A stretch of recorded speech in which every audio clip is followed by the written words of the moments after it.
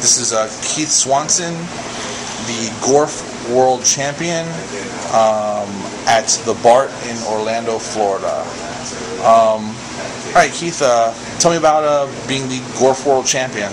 Well, actually, I've held it for a little bit over a year right now. I actually beat the previous record of 900, and I believe it's 45. I could be wrong, 945,000 and some points on July 17, 2011.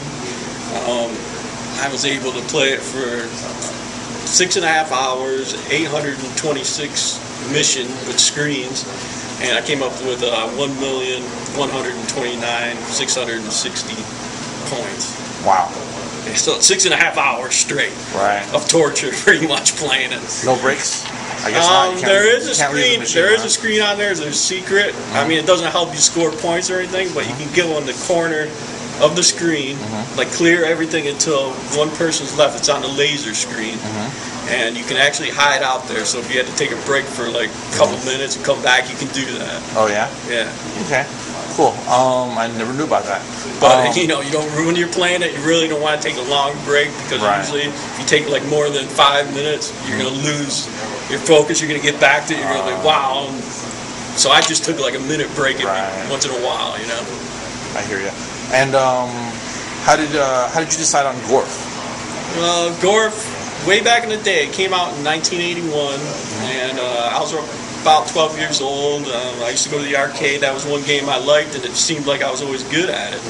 And basically played that for a few years when I was younger, and never played it until probably 1999 when I actually bought a GORF machine and actually started practicing it. And I just basically went to Twin Galaxies and saw what the world record was on that. I was like, I think I can do this. So I just decided to do it, and I did it on my second try, actually. So, as far as preparation, you just tried it once? It probably took serious practice for probably 3 months, I'd say. What I do is you get 3 ships, and the way I would practice is about an hour and a half a day, and when I could get that one ship without getting killed and reach about 300,000 points, then I knew I was ready. You know, one ship, if you can get 300,000 points, you have a chance of beating the world record. You know? Wow. Okay. And was there any other games that you were into besides GORF? I was into a lot of them, but it seems like I excelled on that GORF for way reason. I don't know. Just like it that much, yeah. Some of my favorites from way back was Robotron, Missile Command, Track and Field. They're my favorites from back then.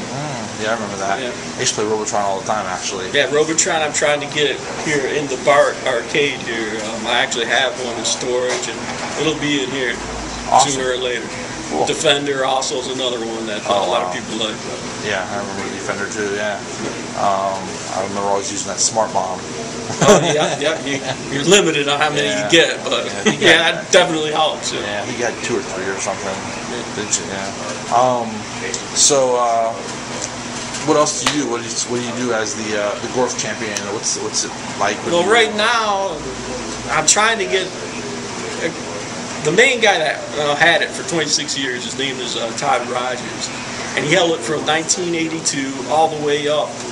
I believe it was up to 1990 or 2000. So I don't know. He held it for 26 years. That's all I know. And wow.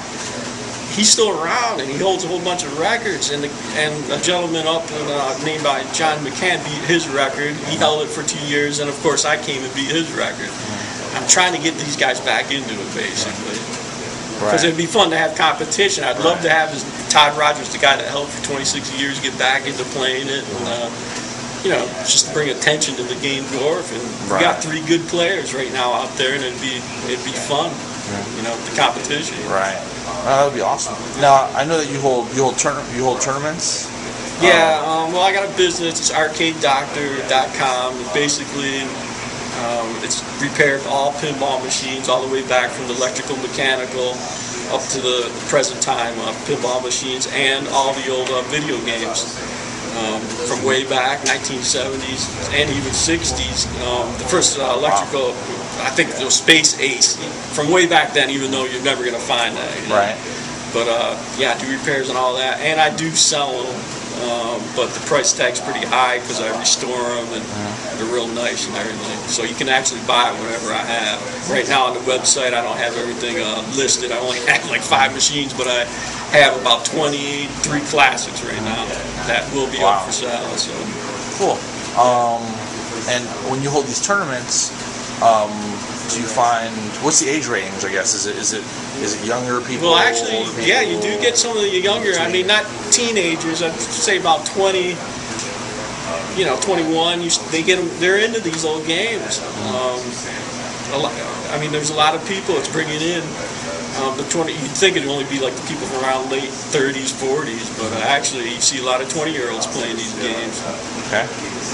And as far as I guess the kids coming in that are more console gamers. Do you have? Yeah, when some of these real young kids, like they'll say 13, 14, they see these old games and they're like, they give a look like, right. What's this? Because they're so used to looking at the graphics. They're so high tech now. They're so nice. They're used to that stuff, and it's hard for them to get into these old ones. I just don't see like a young kid like 13, 14 really good on a machine of these old classics. But you never know. Yeah. When they play them, if they actually play them, they're very competitive. Like right. True. So how often do you do the tournaments? Right now, I'm running one at a show that's held in Orlando, Florida, once a year. It's called GORF. I run a classic arcade tournament there. This is the second year I did it, and I'm going to try to run probably about 2 tournaments a year. One in this place, the BART, and one, of course, at the GORF. That's what I'm hoping to do.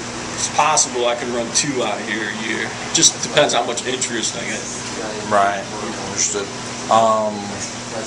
And I guess in the 2 years that you've run the tournaments, how's the crowd? How's the audience for it? Have they?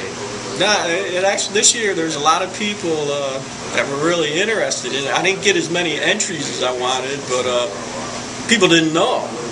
I mean, I tried to advertise as much as I could, but a lot of people that went to that GORF show just showed up because they heard of a pinball arcade auction and they didn't even know there was a classic arcade tournament until they got there. So I think next year I'll be able to get more entries for the tournament. Okay. Is there any other games that you'd like to break world records on? Right now I just specialize in GORF, but if I don't start getting competition, I'm going to have to move to something else. Right. Possibly Pleiades is one that I could have a shot at.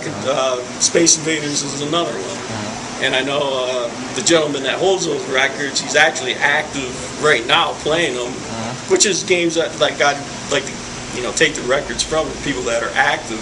Because you could take a record, let's say, I don't know, some unknown game that's not very popular. You go for that record, but there's no competition.